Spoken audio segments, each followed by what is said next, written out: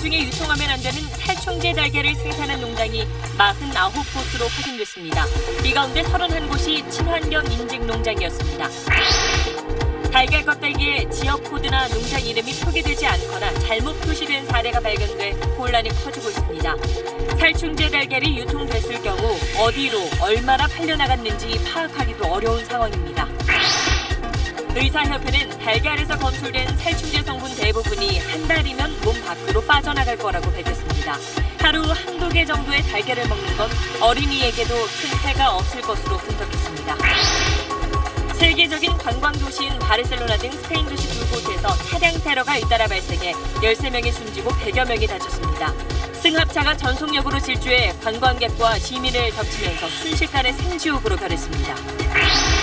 다음 주 시작되는 한미연합훈련에 미국 항공모함과 핵추진 잠수함을 한반도에 전개하려던 한미군 당국의 계획이 취소됐습니다. 북미 관계의 기류 변화와 관련이 있는 것으로 풀이됩니다. 정경두 합참의장 후보자 인사청문회에서 문재인 대통령의 레드라인 발언을 놓고 여야 공방이 벌어졌습니다. 야당은 우리나라 기준으로는 부적절하다고 비판했고 여당은 군사적 의미가 아니라고 선을 그었습니다. 국정원에서 국내 정보 수집을 총괄하던 추명호 전 국장이 우병우 전 청와대 수석과 지나치게 유착됐다는 국정원 내부 보고서를 입수했습니다.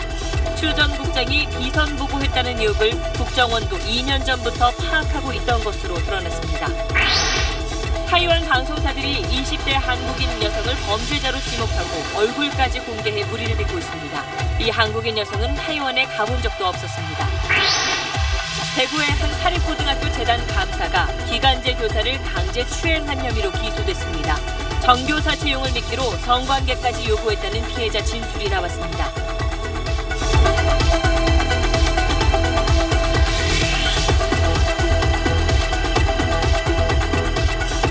수소, 우주의 75%. 그 무한한 수소로 자동차를 달리게 하다. 현대자동차. 여러분 안녕하십니까? 정부가 전국의 산란계 농장을 모두 조사한 결과 살충제 성분이 기준치를 초과해 판매가 금지된 달걀 농장은 모두 49곳이라고 발표했습니다. 이 가운데 친환경 인증 농가는 31곳이었습니다. 정부는 앞으로 닭고기와 달걀에도 축산물 이력제를 적용하기로 했습니다. 먼저 정부의 전수조사 결과 유덕기 기자입니다.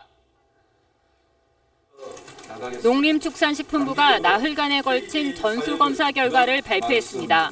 전국 산란계 농가 1,239곳 가운데 살충제 성분이 기준치를 초과해 검출된 농가는 모두 49곳이었습니다. 이 가운데 친환경 인증 농가는 31곳이었습니다. 검출 성분으로 보면 농가 12곳이 달걀 사용이 금지된 피프로닐 같은 살충제를 썼습니다. 37개의 농가는 사용 가능 성분인 비펜트린을 썼는데 허용 기준치를 초과해 문제가 됐습니다. 부적합 판정을 받은 달걀은 전체 공급 물량의 4%를 차지했습니다. 49개 농장에서 생산되는 계란은 모두 해수 폐기 조치하고 관련 법령에 의거하여 엄정히 처벌할 예정입니다. 농식품부는 적합 판정을 받은 달걀은 즉시 시중에 유통하고 있다고 밝혔습니다. 정부는 적발된 농장의 3분의 2가 친환경 인증 농장이었던 만큼 제도 개선을 통해 친환경 인증을 철저히 관리하기로 했습니다. 닭고기와 달걀에도 축산물 이력제를 적용하고 동물의학 외품 유통 판매 기록 관리를 의무화하겠다고 설명했습니다. 살충제가 검출된 달걀에 대한 정보는 식품안전정보 포탈 식품안전나라에서 찾아볼 수 있습니다. SBS 유덕기입니다. 정부는 그동안 문제가 된 달걀 정보를 공개하면서 이 달걀 껍데기에 숫자로 된 지역 코드와 또 농장 이름이 찍혀 있으니까 꼭 확인하라고 여러 차례 강조했습니다. 그런데 지역 구분 없이 농장 이름만 찍힌 달걀이 마트에서 팔리고 있는가 하면 또 정부 조사 과정에서 아무 표시가 없는 달걀도 확인돼 혼란을 더 키우고 있습니다. 계속해서 남주현 기자입니다. 적합 판정을 받아 마트에서 판매 중인 달걀입니다. 전북을 뜻하는 1, 2와 농장 이름이 찍혀 있습니다. 그런데 같은 매장에 있는 다른 달걀엔 농장 이름만 보입니다. 갖고 있는 달걀도 여기에서 샀었는데 그 코드 번호 같은 거는 없고 농장 이름이 적혀져 있더라고요. 그래서 이거를 어떻게 판독을 해야지 되는지. 식약처는 일반적인 달걀 껍데기 표시법은 4가지로 지역번호 없이 쓸 땐 생산자나 농장 이름 전체를 써야 하고 영문 이니셜로 쓸 때는 지역 번호를 써야 한다고 밝혔습니다. 지역과 명칭을 둘 다 표기할 수도 있습니다. 등급란 표시는 또 다릅니다. 판정이란 큰 글자가 있고 오른쪽 윗줄에 지역, 생산자 코드가 있습니다. 제각기 다른 표기법도 문제지만 정부 관리도 부실합니다. 부적합 판정을 받은 달걀 중엔 해외 수출용이라는 이유로 아무 표시가 없는 경우도 있었습니다. 강원도산 달걀이 경기도산 지역 코드로 찍힌 달걀도 나왔습니다. 인쇄 상태가 엉망인 달걀도 유통되고 있습니다. 손님들이 보고 그 글씨가 안 나와 있으니까 그냥 가잖아. 전번때에는 그냥 선명하게 나왔습니다. 논란이 커지자 정부는 표시를 제대로 하지 않은 농가를 고발하고 표준화된 껍데기 표시법을 도입하겠다고 밝혔습니다. SBS 남주현입니다. 이렇다 보니 정부의 조사 결과 발표에도 소비자 반응은 아직 싸늘합니다. 정부 조사가 마무리되면서 달걀 유통량은 평소의 90% 수준까지 회복됐지만 마트에서는 환불 요구가 계속되고 있고 식당에서도 달걀을 꺼리는 손님들이 여전히 많은 실정입니다. 이 소식은 곽상은 기자입니다. 대형 마트의 환불 코너에는 종일 사람들의 발길이 이어졌습니다. 대부분 정부 검사에서 살충제 성분이 검출되지 않은 농장의 달걀이지만 찜찜해 먹기가 꺼려진다고 말합니다. 기분이 안 좋다니까. 근데 08이라고 써 있잖아. 그러니까 기분이 안 좋아서 그래요. 고객 상담 코너에도 달걀 관련 문의가 빗발칩니다. 문제가 있는 거 아니에요, 그 계란이? 아니에요, 고객님. 문제가 됐던 농장에서 상품이 안 들어왔다고 해요. 정부의 검사 결과조차 믿기 어렵다는 사람도 적지 않습니다. 엉터리 친환경 농장 관리 실태와 부실한 생산자 표시 등 총체적인 문제가 드러났기 때문입니다. 좀 두려워요, 사실은. 정부의 대책도 부실하다는 생각이 들죠. 식당들은 당국의 살충제 검사 결과 증명서를 매장 곳곳에 내걸고 소비자 불안 달래기에 나섰지만 일부 손님들은 여전히 달걀 먹기를 꺼립니다. 제대로 검증이 된 건지 이제 뭐 먹는 사람 입장에서는 알 수 없다 보니까 되도록이면 안 먹으려고 하고 있어요. 정부는 친환경 인증제 개선 등 달걀 안전관리 강화를 약속했지만 잃어버린 소비자 신뢰를 회복하기는 쉽지 않아 보입니다. SBS 곽상은입니다.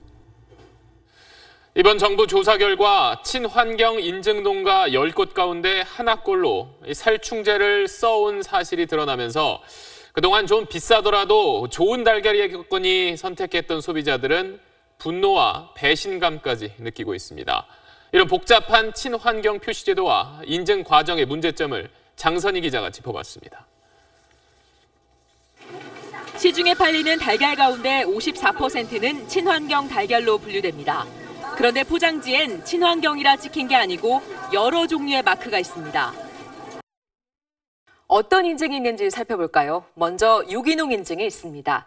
달기 먹는 사료가 농약이나 화학 비료, 또 항생제를 쓰지 않는 유기농으로 재배된 것이어야 합니다. 무항생제 인증은 항생제나 호르몬제 성분이 없는 사료를 먹고 자란 닭이 낳은 달걀에 부여됩니다. 좁은 철제 우리에서 자랐더라도 사료만 문제가 없으면 되는데요. 실제 전국 농가의 절반이 무항생제 인증을 받았습니다. 반면 동물복지 마크는 사료보다는 환경을 중시합니다. 산란장에 횃대도 있고 또 흙목욕도 할 수 있는 환경에서 닭을 키워 낳은 달걀에 부여합니다. 햇선 마크는 농장 위생이나 설비 같은 것들을 심사해 식약처가 부여하는 인증을 의미합니다. 이처럼 다양한 친환경 마크는 정부 위탁을 받은 민간 인증기관이 내줍니다. 문제는 농가가 인증기관을 선택해 인증 수수료를 지불하는 구조라서 인증기관은 고객인 농가를 상대로 엄격한 검증을 하기 어렵다는 점입니다. 맨 처음에 여기 받을 때 까다로워요. 그 다음은 뭐 한 번만 받아놓으면 그냥 쑥쑥쑥 넘어가죠.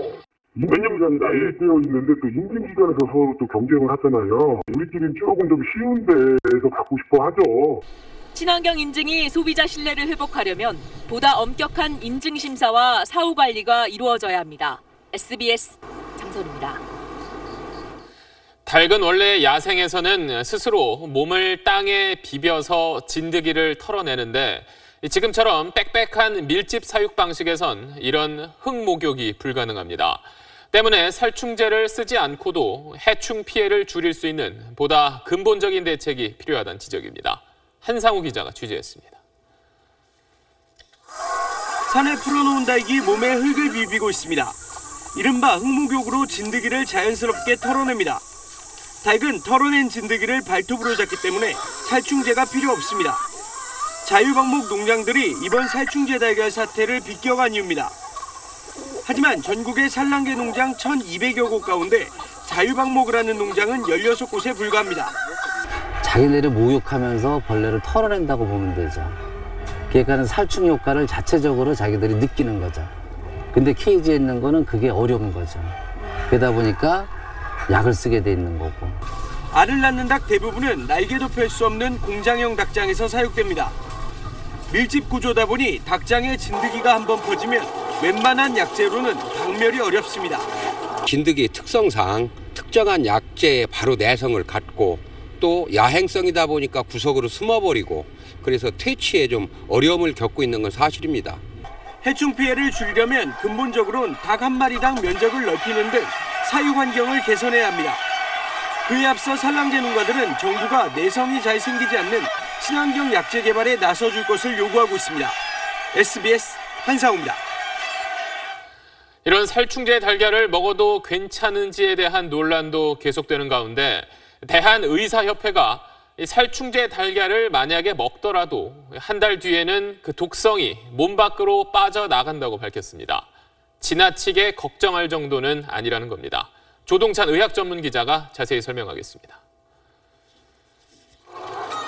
이번 파문에서 많은 농가가 사용한 살충제는 비펜트린입니다. 가장 짙은 농도로 검출된 게 킬로그램당 0.27mg입니다.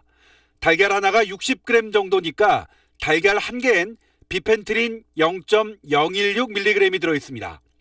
몸무게 10kg인 어린이의 경우 급성 독성 반응이 나타나려면 하루에 달걀 6개를 먹어야 한다고 의사협회는 분석했습니다. 평균적으로 하루 2개는 어린이에게 피해를 주는 양이 아니라는 겁니다. 독성이 기본적으로 크지 않기 때문에 검출은 됐다 하더라도 인체 건강에 대한 우려는 그렇게 크지 않은 물질이라고. 신경계 교란 물질로 알려진 피프로닐 오염 달걀도 하루 2개 정도는 크게 걱정할 정도는 아니었습니다. 의사협회는 살충제 달걀을 먹더라도 한 달 뒤에는 독성이 몸 밖으로 배출된다고 설명했습니다. 하지만 적은 양이라도 매일 오랫동안 먹으면 독성이 누적돼 위험할 수 있으니 주의하라고 밝혔습니다. 장기간 지속적으로 노출됐을 경우에 신경계에 영향을 줄 수 있고 체중 감소 등이 나타날 수도 있기는 합니다. 의사협회는 달걀에 대한 공포를 느낄 필요는 없지만 살충제 달걀을 피하기 위한 노력은 해야 한다고 덧붙였습니다. SBS 조동찬입니다. 유럽 국가들 가운데 비교적 테러로부터 안전한 것으로 여겨졌던 스페인에서 연쇄 테러가 발생했습니다. 먼저 바르셀로나의 관광명소에서 또 몇 시간 뒤엔 해안 도시에서 인파를 향해 차량이 돌진한 겁니다. 13명이 숨지고 100명 넘게 다쳤습니다. 먼저 한세연 기자입니다. 광장에 사람들이 쓰러져 있고 곳곳에서 비명과 경적이 터져 나옵니다. Niños y todo, tío. Madres y niños pequeños muertos en medio de las ramblas, tío. 스페인 제2의 도시 바르셀로나에서 차량 돌진 테러가 발생한 건 현지 시간 어제 오후 5시쯤. 명소 카탈루냐 광장에서 출발한 승합차가 보도를 덮치며 빠른 속도로 400여 미터를 내달렸습니다. Gente gritando, todas asustadas, se metía por todos lados, toda la gente por allí con la cara toda sangrando y todo. Terrible. 최소 13명이 숨지고 100여 명이 다쳤습니다. 부상자 가운데 15명은 위중해 사망자가 더 늘어날 수 있습니다. 모로코와 스페인 국적 용의자 3명은 현장에서 달아났다가 경찰에 체포됐습니다. 하지만 승합차 운전자는 여전히 도주 중입니다. 그로부터 7시간 뒤 해안 도시 캄브릴스에서도 유사한 형태의 차량 돌진 테러가 발생해 민간인 6명과 경찰 1명이 다쳤습니다. 용의자 5명은 현장에서 사살됐습니다. 스페인 경찰은 2건의 테러가 계획된 연쇄 테러라고 밝혔습니다. 이번 테러로 인한 한국인 피해자는 없는 걸로 확인됐습니다. 테러 직후 IS는 선전 매체를 통해 IS 전사들이 바르셀로나에서 공격을 수행했다며 테러 배후를 자처했습니다. SBS 한세연입니다. 지난 3월 런던 테러처럼 이번 테러 역시 대상은 무방비 상태의 일반인들이었고 무기는 주변에서 쉽게 구할 수 있는 자동차였습니다. 누구든 어디에서든 테러의 희생양이 될 수 있고 사전 탐지는 사실상 불가능한 방식에 이어지며 공포가 커지고 있습니다. 이혜미 기자입니다.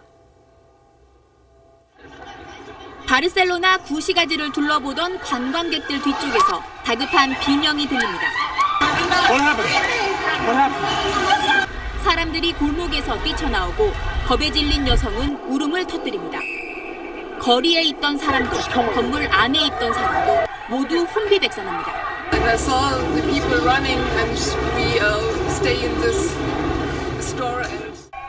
카탈루냐 광장 주변은 참혹함 그 자체.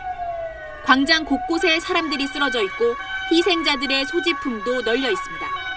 Is there anything else that might happen? Is it just everything is safe? 최근 IS와 그 추종 세력은 차량을 흉기로 활용해 인파가 몰리는 관광지나 도심을 공격하고 있습니다. 지난해 7월 86명의 목숨을 앗아간 프랑스 니스 테러를 시작으로 지난 3월 영국 런던 테러 등 지금까지 유럽에서만 차량 테러 7건이 발생했습니다. 사전 훈련이 없이도 불특정 다수를 공격할 수 있는 차량 공격으로 대테러 경계 태세에 빈틈을 파고드는 겁니다. 또 잦은 테러로 경계가 강화된 서유럽이 아니라 상대적으로 경계가 느슨했던 곳을 표적으로 삼고 있습니다.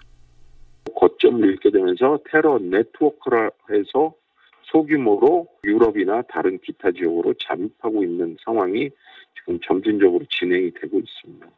점령지를 상실한 IS가 생존을 위해 유럽 주변부와 아시아까지 공격 대상으로 삼는 이른바 풍선 효과에 대한 우려가 커지고 있습니다.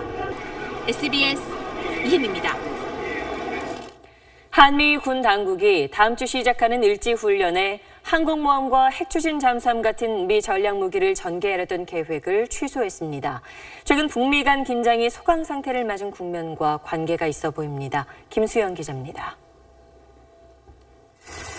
한미 군 당국은 애초 다음 주 시작하는 을지 프리덤 가디언 훈련을 계기로 미국의 항공모함 2척과 핵추진 잠수함 등을 한반도 해상에 전개할 계획이었습니다. 북한의 연이은 ICBM급 미사일 발사에 대응해 미군 전략 무기로 무력 시위를 하려고 한 겁니다. 하지만 항공모함은 이번 훈련에 오지 않는 것으로 확인됐습니다. 핵추진 잠수함과 전략 폭격기, 스텔스 전투기를 투입하려던 계획도 취소된 것으로 알려졌습니다. 과함포위 사격으로 미국을 위협했던 북한이 미국의 행태를 지켜보겠다며 유보적인 태도로 돌아선 만큼 미국도 상황 관리를 하겠다는 뜻으로 보입니다. 정부 관계자는 우리 정부도 미측에 자제하자는 의견을 전달한 것으로 안다고 전했습니다. 워싱턴발로 한미연합훈련 축소설도 나오는 가운데 정경두 합참의장 후보자는 오늘 인사청문회에서 한미연합훈련 축소는 없다고 선을 그었습니다. 외교적 협상의 수단으로 한미 합동군사훈련의 축소나 중단을 검토할 수 있다고 보십니까? 지금 현재는 그러한 부분에 대해서 전혀 고려하지 않고 있습니다. 정 후보자는 미국 일각에서 제기된 주한미군 철수도 전혀 고려 대상이 아니며 전술핵 재배치에 대해서는 비핵화 원칙을 그대로 준수해야 한다고 분명히 반대했습니다. SBS 김수영입니다. 미국 정부가 북미 대치 국면을 군사적 수단보다는 외교적 방법으로 우선 풀어보겠다고 공식 언급했습니다.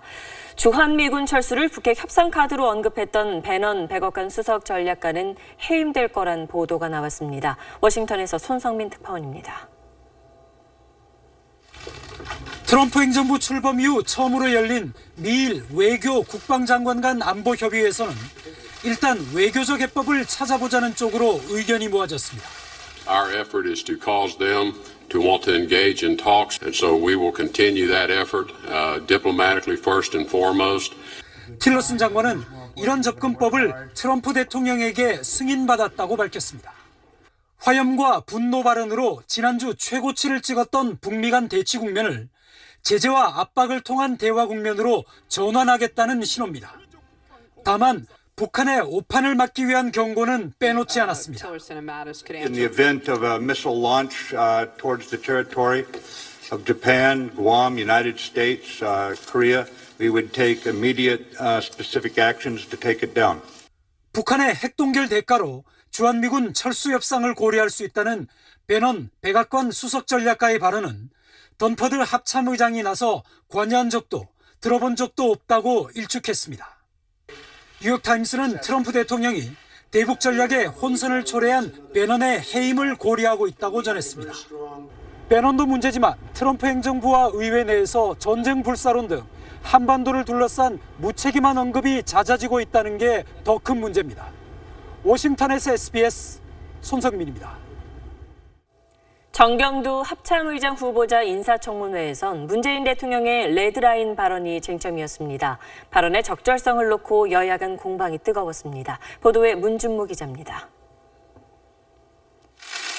합참의장 후보자 인사청문회 초반부터 야당은 문재인 대통령의 대북 군사적 레드라인 발언을 겨냥했습니다. ICBM에 핵탄두를 탑재하는 게 레드라인이란 개념은 미국 기준이지 우리 기준은 아니라고 비판했습니다.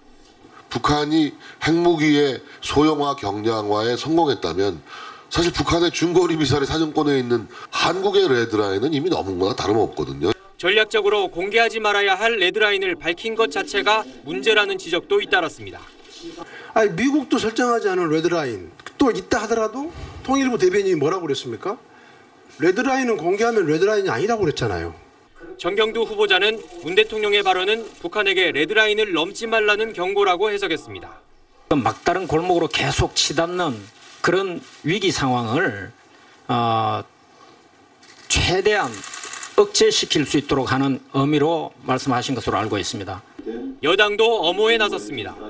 레드라인을 넘어서면 전쟁을 불사할 것처럼 왜곡해선 안 된다고 주장했습니다. 경고하고 또 이런 것에 대해서 끊임없이 대책을 세우는 것은 의미가 있지만 레드라인, 군사적인 옵션을 구사할 것처럼 판단할 수 있는 레드라인이라는 용어는 써서는 안 된다. 여야는 만장일치로 청문보고서를 채택했고 문재인 대통령은 곧바로 정 후보자를 합참의장에 임명했습니다. SBS 문준모입니다. 국정원이 우병우 전 청와대 수석에게 국정원 고위 간부가 비선 보고해왔다는 의혹을 2년 전부터 파악하고 있던 것으로 드러났습니다. 국정원의 국내 정보 수집을 총괄했던 추명호 전 국장이 우병우 전 수석과 지나친 유착 관계였다는 국정원의 내부 보고서를 SBS가 입수했습니다. 국정원 적폐청산 TF도 이 보고서를 토대로 조사하고 있습니다. 박상진 기자의 단독 보도입니다. 이병기 국정원장 시절인 지난 2015년 2월, 국정원은 당시 추명호 8국장에 대한 내부 조사에 착수했습니다. 추 전 국장이 당시 우병우 민정수석 등 청와대 실세들에게 절차에 따르지 않고 따로 보고를 한다는 첩보가 입수됐기 때문입니다. 국정원은 조사 결과를 담은 내부 보고서를 통해 추 전 국장이 우병우 민정수석과 긴밀한 보고 라인을 유지한다며 지나치게 유착돼 있다고 지적했습니다. 우병우 비선 보고 의혹은 최순실 국정농단 수사가 시작된 지난해 10월 이후 제기됐는데 국정원에서는 1년 8개월 전부터 이미 파악을 하고 있던 겁니다. 또 보고서엔 추 전 국장이 문고리 3인방인 안봉근 비서관 등 청와대 내부와도 연계를 맺고 있다고 기록됐습니다. 이들과의 관계는 국회의원 시절에 박근혜 전 대통령을 담당했던 또 다른 국정원 직원을 매개로 이루어졌다고 분석했습니다. 해당 내용을 보고받았던 당시 이병기 국정원장은 지난 1월 특검에 나와 보고서 내용은 대부분 사실이라고 진술했습니다.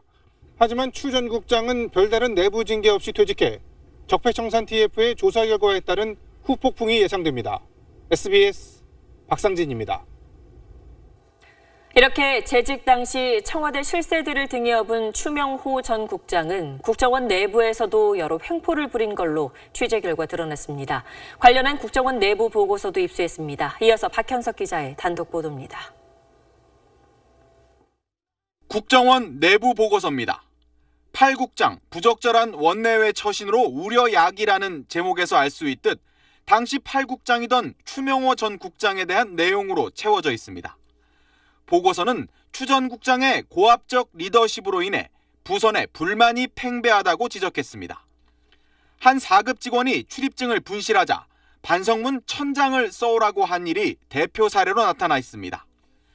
또 한 간부에게는 국장 앞에서 짝다리를 짚었다고 혼내는가 하면 바보 같은 놈이 간부 자리에 앉아 국내 정보를 망치고 있다며 폭언을 한 걸로 기록됐습니다. 가족 초청 행사에 한 직원이 출입 신청서를 가져오지 않아 현장에서 재발급을 받자 정신이 빠졌다며 인사상 불이익까지 언급한 것으로 나타나 있습니다. 추 전 국장이 국정원 초유에 인사 전횡을 저질렀다는 내용도 포함됐습니다. 자신의 측근을 주요 보직에 배치하려다 무산되자 8국 직원들과 다른 국 직원 사이에 인사 교류도 막았다는 겁니다. 국정원 적폐청산 TF는 이런 추 전 국장의 행태가 직권남용에 해당하는지 여부를 조사하고 있습니다. SBS는 국정원을 통해 추 전 국장에게 수차례 연락을 시도했지만 국정원 측은 조사 중인 사안이라며 연락처 공개를 거부했습니다. SBS 박현석입니다. 한진그룹 조양호 회장 부부에 대해 경찰이 피의자 신분으로 소환을 통보했습니다. 자신의 집 인테리어 공사를 하면서 비용 30억 원가량을 회사에 떠넘긴 혐의입니다. 임태우 기자가 보도합니다. 경찰이 한진그룹 조양호 회장은 오는 24일, 부인 이명희 씨는 25일 출석해 조사를 받으라고 통보했습니다. 경찰청 특수수사과는 두 사람 모두 특정경제범죄 가중처벌 등에 관한 법률상 배임 혐의를 받는 피의자 신분이라고 밝혔습니다. 조 회장 부부는 지난 2013년 5월부터 1년여간 서울 평창동 자택 인테리어 공사를 했습니다. 그러면서 공사 비용 30억 원가량을 한진그룹 계열사인 대한항공의 인천 영종도 호텔 공사비에 넣어 처리한 혐의를 받고 있습니다. 경찰은 인테리어 업체의 세무 비리 혐의를 조사하다 조 회장 부부의 배임 혐의를 포착했습니다. 지난달 대한항공 등을 압수수색한 데 이어 혐의에 깊이 관여한 것으로 알려진 한진그룹 건설부문 고문 73살 김모 씨를 그제 구속했습니다. 영장실질심사에서 김 씨는 자기 선에서 이뤄진 일이라며 조 회장 부부와의 연관성을 부인한 것으로 알려졌습니다. 하지만 경찰은 조 회장 부부가 지시했거나 사전에 알고 있었을 것으로 보고 있습니다. 금일 경찰로부터 공식적인 소환 통보를 접수했으며 향후 수사에 성실히 협조하겠습니다. 경찰은 한진그룹과 더불어 삼성 일가 자택 공사 과정에서도 비슷한 비리 혐의를 포착해 수사하고 있습니다. SBS 임태우입니다. 다음 소식입니다. 20대 한국 여성이 타이완에서 한 달 동안 무전 취식을 했다고 타이완 현지 방송이 보도했습니다. 그러면서 사진까지 공개했는데 정작 지목된 여성은 타이완에는 가본 적도 없었습니다. 이게 어떻게 된 건지 김정우 기자가 취재했습니다. 지난달 27일 타이완의 한 TV 방송에 보도된 무전 취식 한국 여성이란 제목의 뉴스입니다. 他是一位韩国人来台湾念书，但是却到处白吃白住白喝，在饭店白住，在牛排馆白吃。 이 여성이 타이완 내 호텔들을 돌며 한 달째 무전 취식했다는 겁니다. 얼굴 사진까지 공개했습니다. 다른 타이완 방송국 두 곳에서도 같은 내용을 보도하며 타이완에서 대학을 다니는 43살 한국인이라고 자세히 소개했습니다. 그런데 사진 속 이 여성은 타이완에 간 적도 없는 20대 여성 이모 씨였습니다. 저는 대한민국 밖을 나가본 적이 없거든요. 태어나서 한 번도 해외여행 가본 적이 없는 사람인데. 몇 살 정도 써 있었어요, 거기서? 43세요. 본인은 몇 살? 28살이요. 보도된 사진은 이 씨가 SNS에 공개한 사진이었습니다. 답답한 마음에 이 씨는 외교부에 도움을 요청했는데 외교부에선 현지 방송국에 직접 연락을 해보거나 그렇지 않으면 변호사를 선임하라는 말뿐이었습니다. 그 사이 이 씨의 사진은 국내 커뮤니티 사이트와 SNS로 퍼졌습니다. 국내에 있는 것만 25개 정도 커뮤니티에 올라가 있고 한국에 와서는 나라 망신시킨 그냥 그 범죄자인 거죠. 취재진이 타이완 방송국의 사진 사용 경위에 대해 물었지만 담당 기자가 휴가 중이라며 답변을 미뤘습니다. 외교부는 이 씨가 최초 신고할 당시엔 대응 지침대로 안내한 것이라며 타이완 방송국 측과 직접 접촉해보겠다고 밝혔습니다. SBS 김정우입니다. 대구의 한 사립고등학교 감사가 기간제 교사를 강제 추행한 혐의로 검찰에 기소됐습니다. 정교사로 채용해주겠다며 이런 짓을 저질렀다고 피해 교사는 말했습니다. 원종진 기자입니다. 대구의 한 사립고등학교 기간제 교사였던 A씨는 취직한 지 2주 만인 지난 2015년 8월 당시 재단 이사장의 비서였던 57살 B씨로부터 어이없는 일을 당했습니다. B씨는 학교 일을 가르쳐주겠다며 A씨와 식사를 한 뒤 A씨를 자신의 차에 태웠습니다. 자기는 조금 못 마신다고 하시면서 저한테 마시라고 하는 거예요. 그분이 시트를 이렇게 눕히려고 레버 쪽으로 손이 왔었어요. 가만히 있어봐라. 이렇게 좀 강압적으로. 강한 저항에 추행은 멈췄습니다. 하지만 A씨는 B씨가 이후 지속적으로 더한 관계를 요구했다고 말합니다. 내 입속에 혀처럼 군다고 내가 하라는 대로 하면 정교사 자리를 한 자리 내겠다. 뭘 그렇게 하겠냐 그런 말을. 올해 2월 학교 측은 A씨에 대한 계약 연장을 하지 않았습니다. 되게 하고 싶었던 거라서 신고 안 하고 근무를 하게 됐었고 교장을 잘라라라고 했다더라. 그 말을 듣고 제가 너무 억울하기도 하고 너무 화가 나더라고요. 검찰은 강제추행 혐의로 B씨를 재판에 넘겼고 징역 2년을 구형했습니다. B씨는 현재 이 학교 감사로 재직 중입니다. 거기에 대해서는 학교에서는 전혀 모르지요. 모르세요? 예. 취재진은 해명을 듣기 위해 수차례 B씨에게 연락을 취했지만 응하지 않았습니다. SBS 원종진입니다. 오늘 오후 강원도 철원의 한 부대에서 자주포 사격 훈련을 하다 불이 났습니다. 장병 1명이 숨지고 6명이 다쳤습니다. 김태훈 기자입니다. 오늘 오후 3시쯤 강원도 철원군 갈마릅 지포리 육군 5부대 사격장에서 K9 자주포 사격 훈련 중 포 안에서 화재가 발생했습니다. 해당 부대는 자주포 10여 문으로 사격 훈련을 했으며 불은 5번째 사격에 나선 자주포에서 났습니다. 군 관계자는 불은 자주포 내부에서 발생했고 탑승했던 장병들이 미처 빠져나오기 전에 불이 확산된 것으로 보인다며 화재가 폭발로 말미암은 것인지 조사 중이라고 밝혔습니다. 이 사고로 장병 7명이 중경상을 입어 병원으로 옮겨졌지만 1명은 숨졌습니다. K9 사격 훈련에는 포 한 문당, 포반장, 사수와 부사수, 1번 포수, 조종수 등 5명이 탑승합니다. 오늘 사격 훈련에는 안전통제관 2명이 추가로 자주포에 탑승했다고 군 당국은 설명했습니다. 국산 자주포 K9이 사격 훈련 중 불이 난 것은 이번이 처음이어서 군은 제조업체와 함께 화재 원인에 대한 정밀 조사에 착수했습니다. SBS 김태훈입니다. 부산의 한 아파트에서 승강기가 고장나 40대 여성이 안에 갇혔습니다. 여성의 신고로 119가 출동했는데 아파트 관리소장이 승강기 문이 망가진다면서 수리기사가 올 때까지 기다려야 한다고 구조를 막는 바람에 안에 있던 여성이 의식을 잃고 쓰러졌습니다. KNN 황범 기자가 취재했습니다. 부산 대연동의 한 아파트 엘리베이터입니다. 사고가 난 시각은 저녁 7시쯤. 가족과 함께 아파트 1층에 들어선 40대 여성이 승강기에 타자마자 문이 저절로 닫힙니다. 안에서는 여성이 열린 버튼을 연신 눌러보지만 소용이 없습니다. 처음엔 벽에 기대어보지만 시간이 지나면서 주저앉습니다. 자동으로 닫히고 엄마 먼저 자동 닫히고 뭐만 공정으로 안 하는데 어쩝니까? 저희가 당연히 먼저 타서 어떻게 했었어요? 당시 승강기에 갇힌 여성은 비상호출을 했지만 문이 열리지 않자 119에 다시 신고했습니다.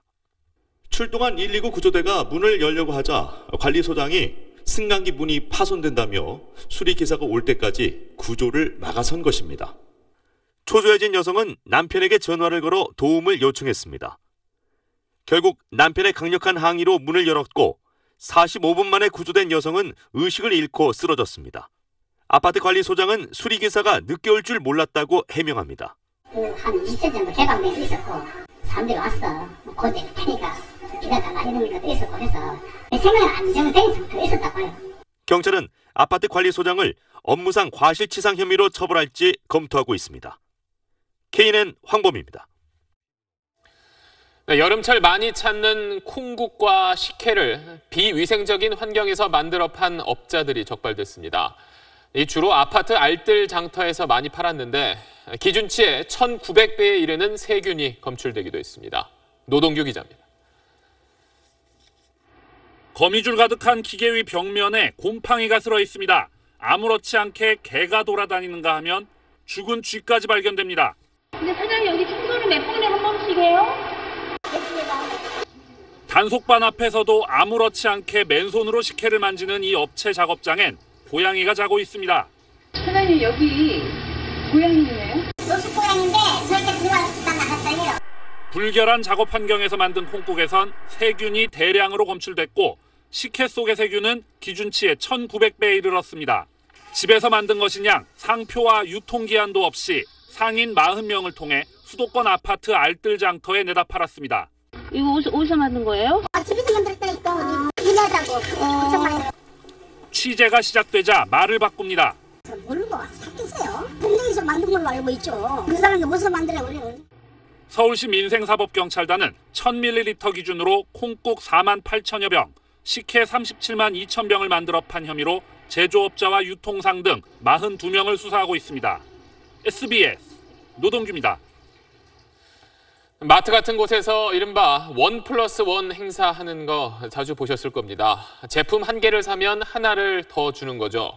이러면 물건값을 반은 아낀 거라고 생각하기 쉬운데 실은 이 제품 한 개 가격을 미리 올려놓고 행사를 하는 경우가 많았습니다.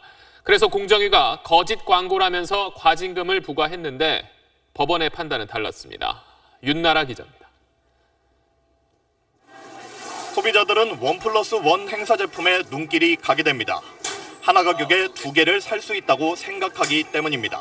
1+1이라고 하면 무조건 하나 가격에 두 개를 준다 이렇게 생각을 해서 무조건 구매하게 했었어요. 이마트는 지난 2014년 6,500원짜리 샴푸와 5,500원짜리 섬유 유연제 등을 1+1 형태로 판매한다고 광고했습니다. 그런데 샴푸는 개당 가격을 9,800원으로, 섬유유연제는 9,900원으로 올려서 행사를 진행했습니다. 롯데마트도 개당 2,600원 하던 쌈장은 5,200원에, 개당 3,450원 하던 변기 세정제는 7,500원으로 가격을 올려놓고 같은 행사를 진행했습니다. 공정거래위원회는 이를 거짓 과장 광고라며 과징금을 부과했습니다. 마트들은 억울하다며 소송을 제기했고 법원은 사실과 다르거나 부풀린 것은 아니라며 마트 편을 들었습니다. 법원은 1+1 행사가 제품의 기존 가격에서 할인율을 표시하는 일반 할인과는 다르기 때문에 1+1 행사 광고의 판매 가격이 기존 가격과 다르다는 이유만으로 거짓 광고로 볼 수는 없다고 판결했습니다. 법원은 또 1+1 행사를 기존 제품가에 하나를 더 준다고 생각하는 소비자가 30%도 안 된다며 해당 광고로 소비자가 피해를 받았다고 보기도 어렵다고 설명했습니다. SBS 윤나라입니다. 현재 단말기 보조금을 받지 않고 휴대전화를 개통하면 통신요금의 20%를 할인받습니다. 정부가 통신사의 이 약정 할인율을 25%로 높여 적용하라고 했습니다. 다음 달 15일부터고 대상은 신규 가입자들입니다. 김수영 기자의 보도입니다. 과학기술정보통신부는 단말기 보조금을 받지 않은 가입자에게 주는 요금 할인 혜택을 20%에서 25%로 높이라는 행정처분 공문을 이동통신사에 발송했습니다. 다음 달 15일부터 시행됩니다. 이에 따라 단말기 보조금을 받지 않고 요금 할인을 선택한 이용자는 5% 추가 할인을 받게 됩니다. 지금 월 4만 원 요금을 내는 이용자라면 월 8천 원 할인받던 것에서 2천 원 더 할인받게 되는 겁니다. 하지만 일단 신규 가입자에 한해 적용됩니다. 기존 가입자에 대한 상향 조치는 저희가 법적으로 강제할 근거가 없습니다. 1,400만 명에 이르는 기존 약정 할인 가입자가 추가 할인을 받으려면 현 계약을 해지하고 다시 가입해야 하는데 이 경우 위약금이 발생할 수 있습니다. 기존 이용자들한테 혜택을 전혀 주지 못함으로써 사실상 기본의 폐기 공약은 폐기된 것 같다. 모두 혜택을 줄 수 있도록 하는 보완 대책이 필요하다. 이동통신사들의 속내는 복잡합니다. 가처분 소송에 이어 행정소송을 걸면 판결이 확정될 때까지 1, 2년은 추가 요금 할인을 피할 수 있지만 여론의 비난과 정부 압박이 부담입니다. 이 통사들은 공문을 받고 소송 여부를 검토하겠다고만 밝혔습니다. SBS 김수영입니다. 고 김대중 전 대통령 추도식에 문재인 대통령이 현직 대통령으로는 처음으로 참석했습니다. 김 전 대통령의 정신을 이어 평화를 만드는 안보를 이루겠다고 강조하며 이른바 한반도 운전대론을 거듭 밝혔습니다. 보도에 정영태 기자입니다. 문재인 대통령 부부는 김대중 전 대통령 8주기 추도식에 앞서 묘소에 참배하고 이희호 여사와 환담했습니다. 외분이 너무 자랑스러워서 자랑스러워요. 늘 김대중 대통령 생각하면서 받으려고 노력합니다. 문 대통령은 추도사에서 김 전 대통령의 햇볕 정책과 남북 정상회담을 통한 화해 협력 역사에 방점을 뒀습니다. 한반도 역사에 새겨진 김대중의 길을 따라 남북이 다시 만나고 희망이 열릴 것이라고 저는 믿습니다. 평화 의지와 통일 비전뿐 아니라 철통 같은 안보도 계승하겠다고 밝혔습니다. 평화를 지키는 안보를 넘어 평화를 만드는 안보로 한반도 평화와 경제 번영을 이루겠다면서 한국의 주도적 역할을 강조했습니다. 한반도 문제 해결의 주인은 바로 우리 자신이라는 원칙을 흔들림 없이 지켜나갈 것입니다. 전쟁 불가와 한반도 운전대론을 거듭 천명하면서 북한을 향해 대화의 장으로 나오라고 촉구한 걸로 풀이됩니다. 오늘 추도식엔 문 대통령과 홍준표 자유한국당 대표, 안철수 국민의당 전 대표가 대선 후 처음 한자리에 모였지만 별다른 대화는 오가지 않았습니다. SBS 정영태입니다. 강력한 부동산 규제 체계의 영향으로 서울 재건축 아파트 가격 하락세가 2주 넘게 이어지고 있습니다. 분양시장에선 이른바 목 좋은 곳의 아파트에만 관심이 쏠리고 있습니다. 이강 기자입니다. 서울 강남구의 한 재건축 아파트 단지입니다. 지난 2일 부동산 대책 발표 후 사겠다는 사람은 여전히 드뭅니다. 한 1억 정도는 지금 그 조정이 되어졌다라고 이렇게 봐지고요. 거의 거래는 지금 안 되고 있는 상황이죠. 이번 주 서울 재건축 아파트는 평균 0.16% 떨어지면서 2주 연속 하락세를 이어갔습니다. 경기도에서 유일하게 투기 지역에 포함된 과천의 아파트 값도 6개월 만에 내림세로 돌아섰습니다. 주택시장 전망이 불확실해지자 실수요자들은 주택 구입에 더 신중해진 것으로 나타났습니다. 목이 좋고 값이 저렴한 새 아파트 분양엔 사람들이 몰린 반면 조건이 조금이라도 안 좋으면 미분양으로 이어졌습니다. 서울 마포구 한 아파트의 경우 교통 요지에 위치한 데다 분양가도 상대적으로 저렴하다는 장점에 평균 35대 1의 청약 경쟁률을 기록했습니다. 서울에서 입지 경쟁력을 갖춘 물량에 대해서는 투자 수요가 이탈해도 여전히 실수요가 뒷받침되고 있는 것이고요. 청약 가점제 확대 시행 전에 막차를 타려는 수요자들이 몰린 것도 한 요인으로. 규제를 덜 받는 지역이나 주택으로 풍선 효과가 나타나지 않는 등 부동산 시장은 전반적으로 안정세를 보이고 있다는 분석입니다. SBS 이강입니다. 이명박 정부 당시 벌어진 민간인 불법 사찰과 관련해 피해자에게 정부가 9억 1천여만 원을 물어준 일이 있습니다. 그런데 당시 사찰에 관여한 공무원들이 배상금의 일부를 부담해야 한다는 법원 판결이 나왔습니다. 민경호 기자의 보도입니다. 지난 2008년 한 회사 대표였던 김종익 씨는 자신의 블로그에 당시 이명박 대통령을 희화화한 쥐코 동영상을 올렸습니다. 그러자 총리실 산하 공직윤리지원관실의 전방위적 사찰이 시작됐습니다. 김 씨에게 동영상 게시 경위를 조사한 건 물론 대표직에서 물러나게 했습니다. 심지어 회사 주식 15,000주를 헐값에 처분하도록 강요하기까지 했습니다.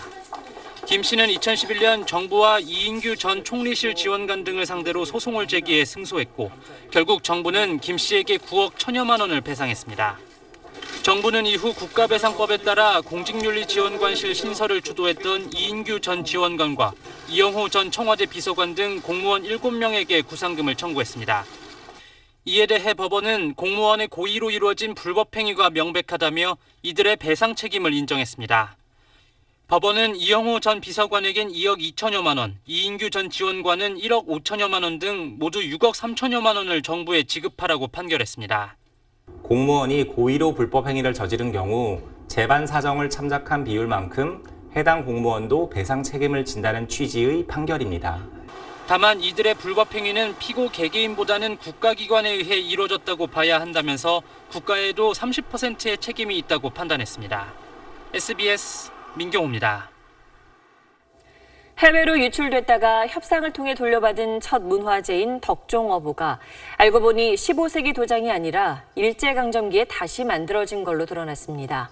문화재 당국은 뒤늦게 이런 사실을 파악하고도 지금까지 공개를 미뤘습니다. 권혜리 기자입니다.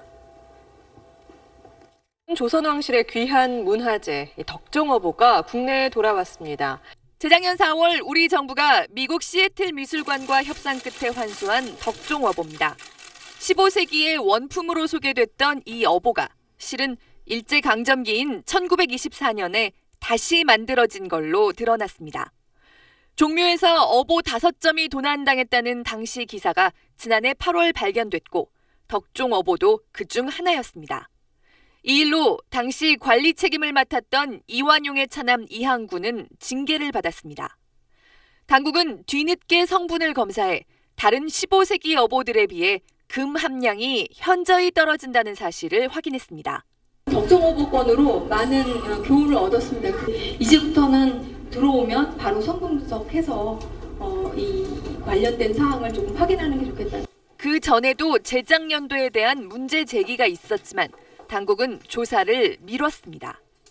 강점기 때 만들었던 그러한 끈 형식을 지니고 있었던 것이 눈에 걸린 거죠. 그래서 이건 좀 이상하다고 했고. 조선시대 어보들에 대해 문화재 지정을 추진하고 있는 당국은 지난 2월 덕종어보를 슬그머니 목록에서 뺐습니다. 문화재청은 은폐 의도는 없었다고 해명했지만 어렵게 되돌려받은 문화재를 제대로 확인조차 하지 않았다는 비판은 피하기 어렵게 됐습니다. SBS 권혜리입니다. 이번 주는 내내 비가 오락가락 이어졌습니다. 덕분에 8월치고는 더위가 심하지 않았는데요. 주말에도 변덕스럽긴 하지만 우산이 필요하겠습니다. 오늘 밤과 내일 오후까지는 내륙 많은 지역에 소나기가 내리겠고요. 동풍이 불어오는 동해안 지역은 비가 이어지겠습니다. 일요일인 모레는 서해상에 머물러 있는 저기압이 다시 활성화되면서 전국에 비가 올 것으로 보입니다.